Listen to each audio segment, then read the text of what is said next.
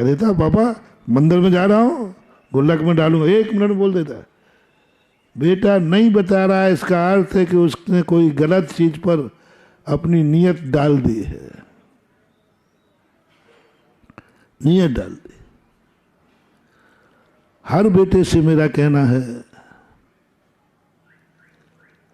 कि पिता से पैसा कितना भी मिले, साथ में ये लिस्ट भी लेना, पापा मैं किस में खर्च करूं ये निर्णय आप दो। श्रेष्ठ बेटा, श्रेष्ठ बेटा, कमाऊंगा मैं, उसमें हम आपसे कोई पूछने की जरूरत नहीं है। कमाओ, सब करूंगा, सब मेरा होगा, लेकिन पिताजी मुझे, क्योंकि मेरे गुरुजी ने कहा है खर्च किस में करना है इसकी लिस्ट पिता से लेना। जो बेटा खर्च की लिस्ट पिता से लेता है उस बेटे की जिंदगी में कभी भी खतरा नहीं आ सकता, उस बेटे की जिंदगी संस्कार विहीन नहीं हो सकती और बेटा कभी कुल को कलंकित नहीं कर सकता, क्योंकि खर्च की लिस्ट किससे ली है उसने? पिता से।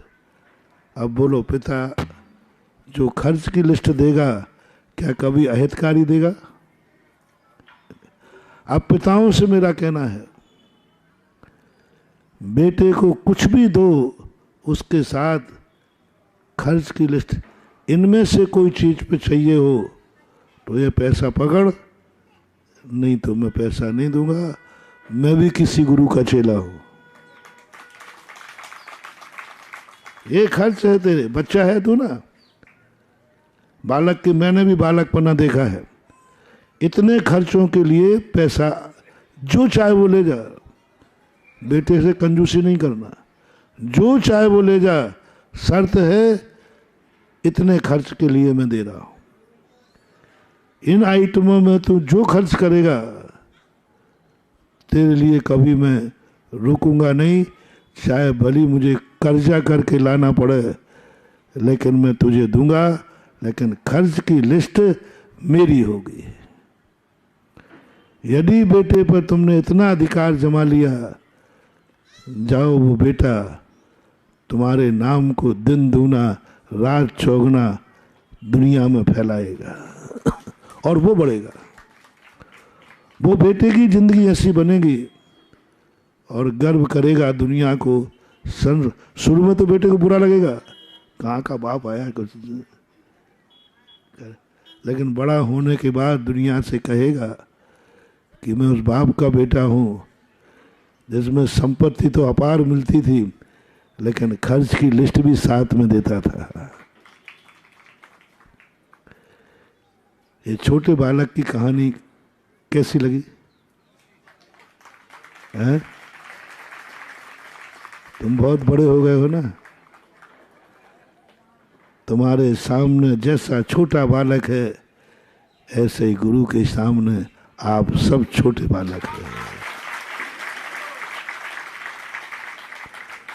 जिनवाणी माँ के सामने अपन सब छोटे बालक हैं।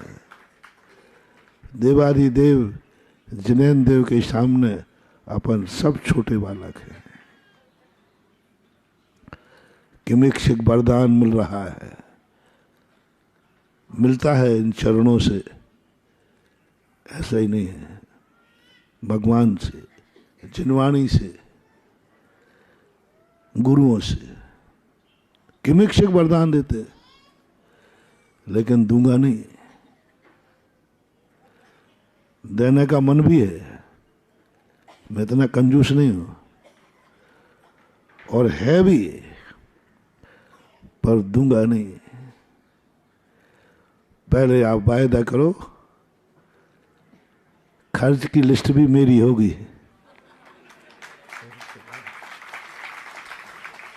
बस कहाँ, अपनी जिनवाणी माँ के पास क्या नहीं है? मैंने अभी कहा ना,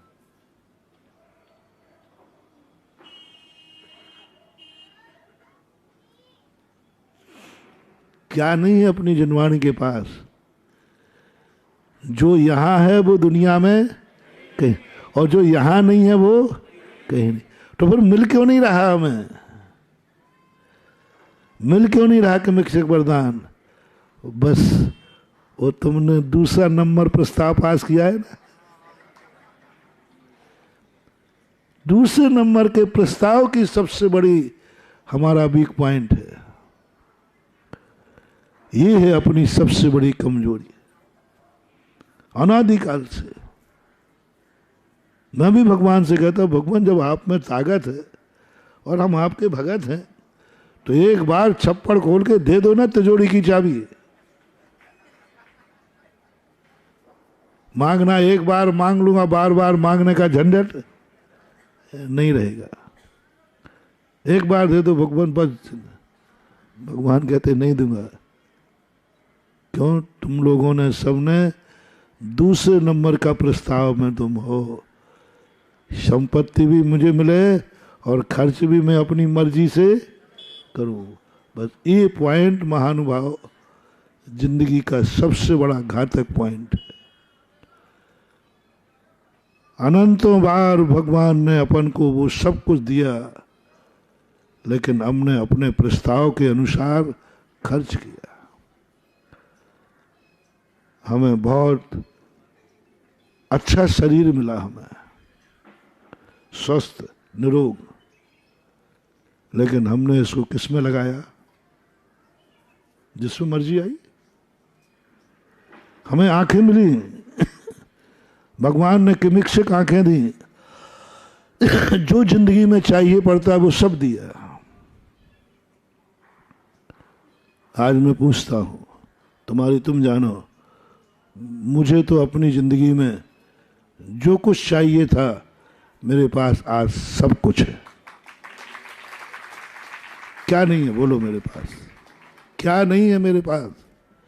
दिमाग? आप लोग बोल दो ना। मेरे पास दिमाग दिया प्रभु ने, आंखें, कान, मुंह, हृदय, हाथ, देखो कितना बढ़िया, पैर, सब कुछ दिया, सब कुछ दिया, सब कुछ दिया। परिवार, इतने अच्छे परिवार दिए। देखो अब बताओ मैं कमी किससे मानूं? कहां से कमी है? मेरे बराबर संसार में कोई सम्राट होगा ही नहीं शायद। बस अनुभव की बात है। मन चंगा तो कठौती में, सोचने की बात है। क्या नहीं है? कौन कहता है हमारा परिवार नहीं? परिवार किसे बोलते हैं? जो अपने दुख में साथ देवे। तो हमें थोड़ी सा दुख आने दो, सारा कमलागढ़ नहीं रो पड़े तो मैं कह रहा हूं। आंख का आंसू बताता है, किसी को दुख आ जाए, किसी की आंख में आंसू आ जाए, इसी का नाम तो अपना है। यही तो अपना है, और क्या है? इससे ज्यादा और क्या होता है? बोलो, साधु को दुख हो जाए कितनी आंखें नम हो जाएंगी? तो हमारा कुटुंब कितना बड़ा हो गया। अब इतना बड़ा कुटुंब पाकर के भी मैं कहूं कि मेरे पास कुछ नहीं है, तो ये तेरा दुर्भाग्य है। सब कुछ है। मैं तुमसे पूछता हूं, जिंदगी में जो कुछ जरूरी है वो क्या नहीं है तुम्हारे पास? ओवरफ्लो मत जाना। जिंदगी के लिए जो जरूरी है वो क्या नहीं है तुम्हारे पास? जिंदगी के लिए ओवर नहीं। अब नहीं तुम कहोगे महाराज हमें फलाना नहीं है, उसकी तो कोई पूर्ति हो नहीं सकती। इच्छाओं की तो कोई पूर्ति है नहीं। तुम कहो वो नहीं है, वो नहीं, वो तो नहीं करो। जिंदगी की आवश्यक बताओ। जिंदगी में जितना जरूरी है उतना दिमाग भी है, आँख, कान, नाक, 2 रोटियां भी है, परिवार भी है, 2 चाहने वाले तुम्हारे भी होंगे। तुम्हारे दुख में रोने वाला कोई है कि नहीं? कमला नगर में वो व्यक्ति बताओ जिसके दुख में कोई रोने वाला ना हो।